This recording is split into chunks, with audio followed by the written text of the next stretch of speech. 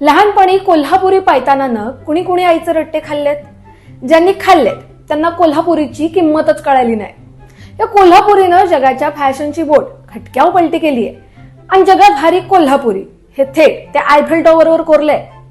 ही बातमी ऐकण्याआधी कोल्हापूरकरांनो मिशीला पिळी द्या आणि लेकींनो पदर खोवून घ्या, कारण आपलं कोल्हापूर आता जगात गाजतंय.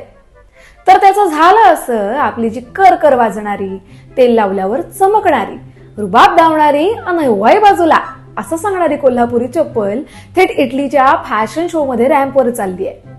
जेव्हा काही मॉडर्न चप्पल घालून रॅम्पवर आली तेव्हा तो कॅटवॉक नाही तर टायगर वॉक वाटला.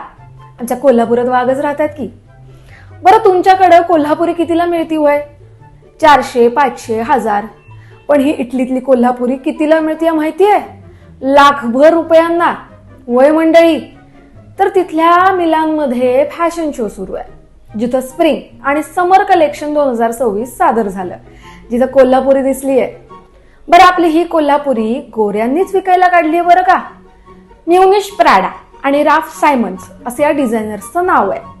कोल्हापुरीत थोडाही बदल नाही, तोच अंगठापट्टा आणि तीच आपली डिझाईन.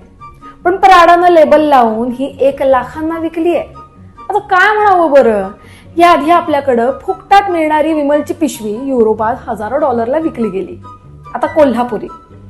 पण जरी आपलं सामान जगात गाजत असलं तरी आपल्या लोकांना त्याचा काही फायदा होताना दिसत नाही. त्यामुळे पोरापोरींनो जरा जागे व्हा आणि जगाच्या बाजारात उतरा. बाकी तुम्हाला काय वाटतं? कोल्हापुरीला आता चांगले दिवस येतील का? आणि आमच्या चामड्याचं काम करणाऱ्या कारागिरांचं भलं होईल का? जिल्ह्याच्या नावासह कमेंट करा आणि हा व्हिडिओ आपल्या कोल्हापूरच्या भावा बहिणी, त्यांचं वहिनी दाजी, आत्या काका सगळ्यांसोबत शेअर करायला विसरू नका. धन्यवाद.